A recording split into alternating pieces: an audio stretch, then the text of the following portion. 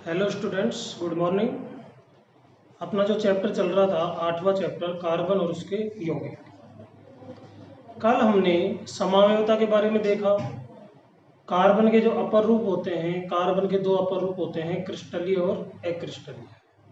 क्रिस्टलीय अपर रूप में हीरा, ग्रेफाइट और फुलरीन आते हैं, और अक्रिस्टलीय अपर रूप में जैसे कोल, काजल, कोलतार, कोल गैस, ये सब आते हैं। ठीक। अब कल हमने हीरा और ग्रेफाइट के बारे में अध्ययन किया था। हीरा और ग्रेफाइट का अलग अलग जो अध्ययन किया था, कल किया था। अगर हम इनमें अंतर देखें दोनों का अध्ययन करते हुए, तो हीरा और ग्रेफाइट, बेसिक अंतर इनमें क्या है वो अपन ओके। हीरा, सबसे पहले अपन संरचना की दृष्टि से देखें तो हीरे की संरचना कैसी होती है? त्रिविमीय चतुष्फलकीय। हीरे की संरचना कैसी होती है? त्रिविमीय चतुष्फलकीय। ग्रेफाइट की संरचना कैसी होती है? षटकोणीय परतदार। ये तो संरचना की दृष्टि से दोनों में अंतर हो गया। ओके। दूसरा अंतर, हीरा कैसा होता है? कठोर। प्रकृति के हिसाब से देखा जाए तो हीरा कैसा होता है? कठोर। कठोर होने के कारण इसका उपयोग कहां पर किया जाता है? कांच को काटने में, चट्टानों को काटने में, पत्थरों को काटने में, वहां पर इसका इस्तेमाल किया जाता है। और ग्रेफाइट जो होता है कैसा होता है? मुलायम, वह चिकना। जैसे आप इसको हाथ लगाओगे तो स्मूथनेस इसमें दिखाई देगी। तो ग्रेफाइट होता है मुलायम एवं चिकना। थर्ड, हीरा विद्युत का क्या होता है? कुचालक। कल बताया था, क्योंकि इसमें प्रत्येक कार्बन जो परमाणु होता है वो कितने कार्बन से जुड़ा रहता है? 4 से। तो इसके जो चारों इलेक्ट्रॉन है वो बंध बनाने में प्रयुक्त हो जाते हैं। तो कोई भी इलेक्ट्रॉन इसमें मुक्त अवस्था में नहीं पाया जाता, इसलिए हीरा होता है विद्युत का कुचालक। और ग्रेफाइट विद्युत का क्या होता है? सुचालक। ग्रेफाइट विद्युत का क्या होता है? सुचालक। ओके।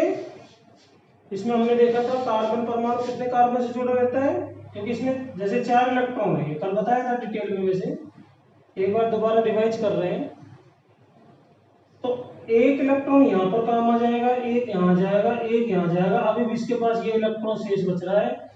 इस इलेक्ट्रॉन के कारण जो ग्रेफाइट होता है वो विद्युत का क्या होता है? सुचालक होता है, अर्थात इसके अंदर विद्युत प्रवाहित होती है। नेक्स्ट, नंबर 4, हीरे में जो इसका उपयोग होता है, हीरे का कहाँ कहाँ होता है? पत्थर,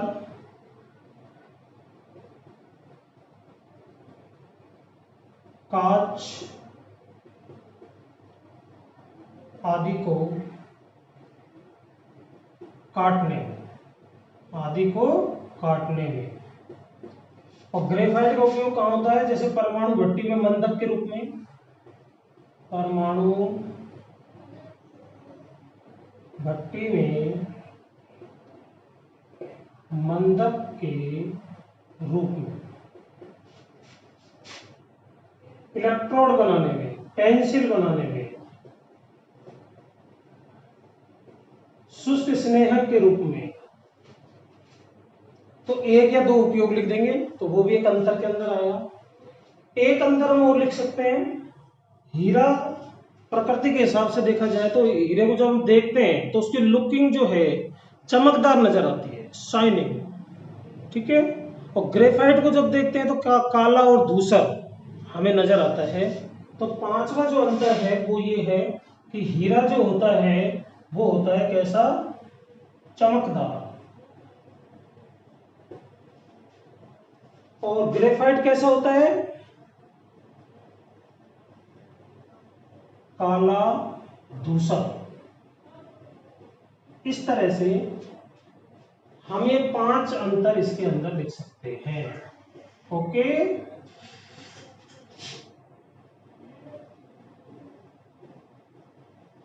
पहला अंतर, हीरे की संरचना त्रिविमीय चतुष्फल की होती है।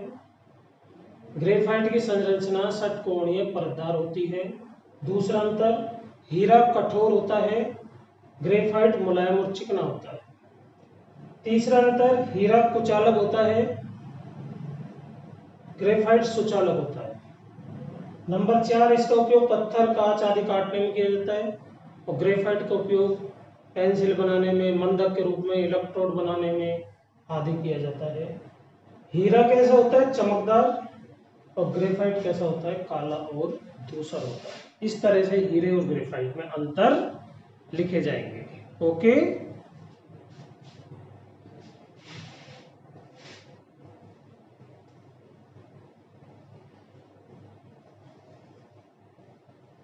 नेक्स्ट जो आता है अपना टॉपिक, हीरा और ग्रेफाइट की तरह एक रचना और होती है कार्बन की, जिसको कहा जाता है फ्लोरीन।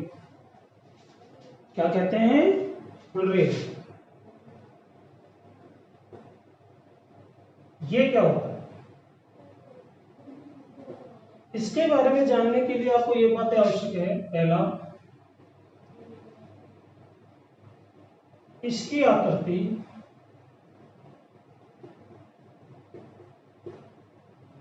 बकीबोल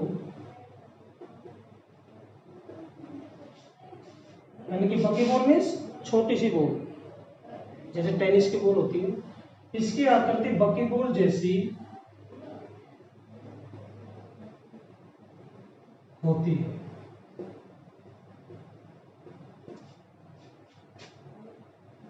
इसमें कार्बन परमाणुओं की संख्या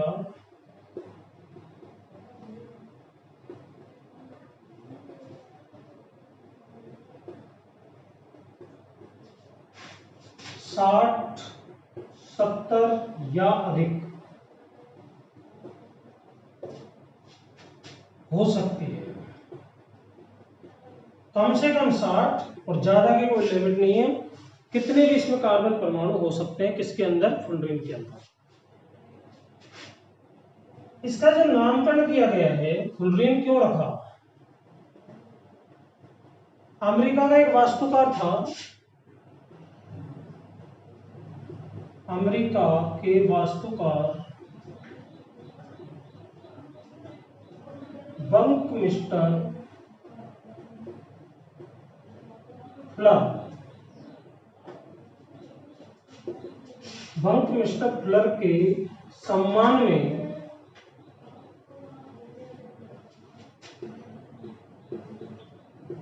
इसका नाम क्या रखा गया?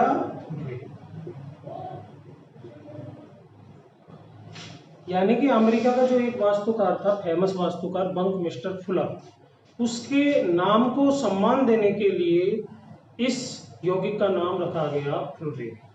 अब यहाँ पर देखते हैं कि सबसे स्थायी फ्लोरीन, फ्लोरीन तो कई प्रकार के होते हैं। सबसे स्थायी फ्लोरीन कौन सा होता है? C60।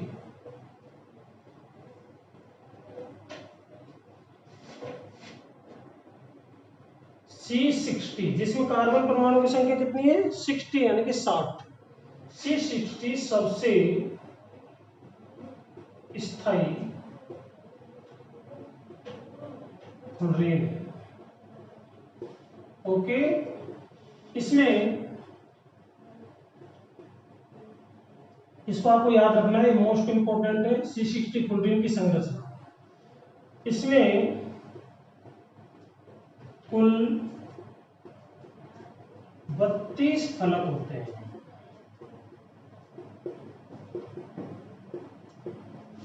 कितने फलक होते हैं? 32। अब ये 32 जो फलक है, इस 32 को 2 भागों में बांटा गया है। 20 तो कैसे होते हैं? षटकोणीय। षटकोणीय मीन्स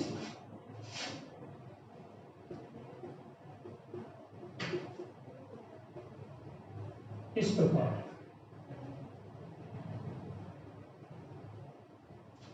ये षटकोण है। और 12 फलक होते हैं पंचकोणीय। कैसे? पंचकोणीय। पंचकोणीय को हम किस तरह से इंडिकेट करेंगे? इस तरह से, इस तरह से। तो C60 फुलरीन में कुल फलक कितने होते हैं? 32। ये सबसे स्थायी रूप है फुलरीन का। और 32 फलक होते हैं इसमें। 32 में से जो 20 होते हैं वो तो होते हैं कैसे? षटकोणीय। और 12 फलक कैसे होते हैं? पंचकोणीय। ओके। फुलरीन का जो उपयोग है कहां कहां पर किया जाता है इसका? आणविक बेरिंग, आणविक बेरिंग और अतिचालक के रूप में, आणविक बेरिंग और अतिचालक के रूप में इसका उपयोग किया जाता है। तो ये थी फुलरीन जिसके बारे में हमने देखा।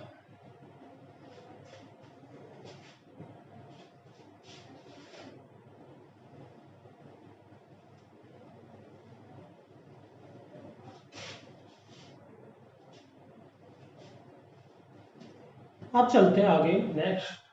नेक्स्ट जो महत्वपूर्ण टॉपिक है ये एलपीजी और सीएनजी। इनका नाम हमने सुना भी है, इनका उपयोग भी हम करते हैं रसोई घर में, वाहनों में ईंधन के रूप में। तो आज हम इनके बारे में अध्ययन करने जा रहे हैं कि एलपीजी और सीएनजी क्या होती है, इनमें श्रेष्ठ क्या है और मुख्य अवयव इनके क्या होते हैं। सबसे पहले बात आती है सीएनजी। सीएनजी जैसा आप जानते हो इसका फुल फॉर्म क्या होती है? CNG, compressed natural gas. Hindi में कहते हैं इसको संपीड़ित प्राकृतिक गैस।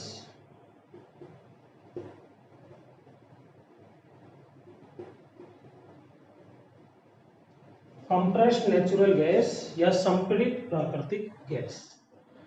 जैसे पेट्रोलियम का शोधन करते हैं, पेट्रोलियम के जो कुएं होते हैं, तो पेट्रोलियम के ऊपर एक परत के रूप में ये पाई जाती है।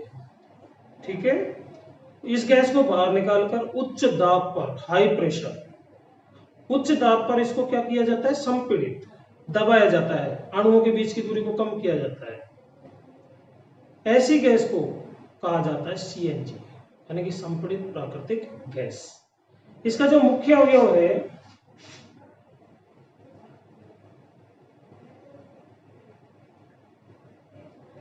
मेथेन। सीएनजी का मुख्य अवयव क्या है? मेथेन। ये श्रेष्ठ क्यों है?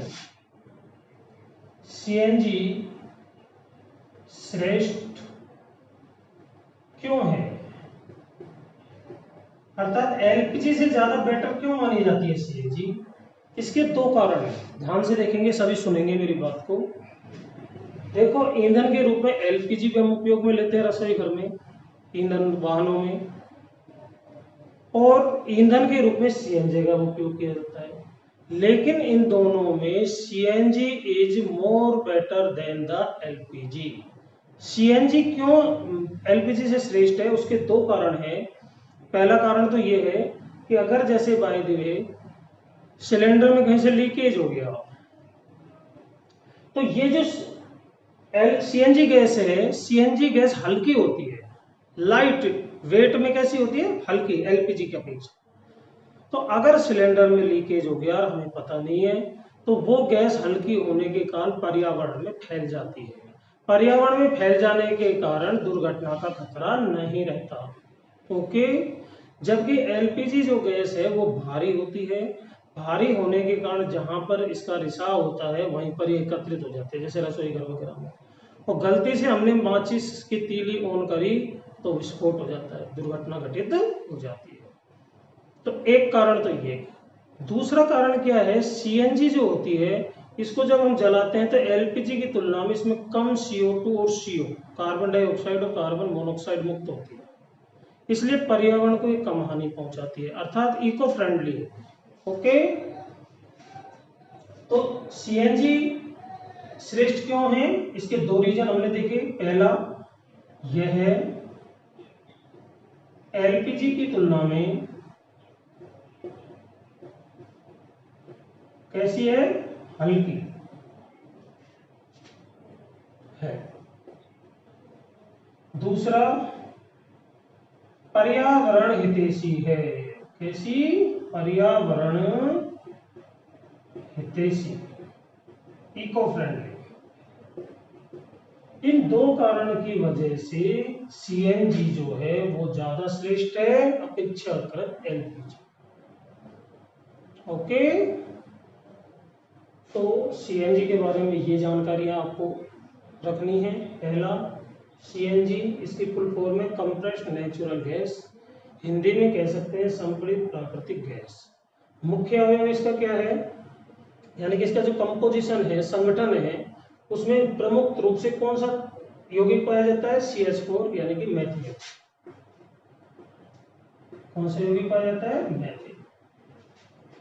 श्रेष्ठ क्यों है, एलपीजी की तुलना में हल्की है, लाइट वेट है, तो अगर गैस का रिसाव होता है तो ये पर्यावरण में फैल जाती है और पर्यावरण में फैलने के कारण दुर्घटना का खतरा नहीं रहता।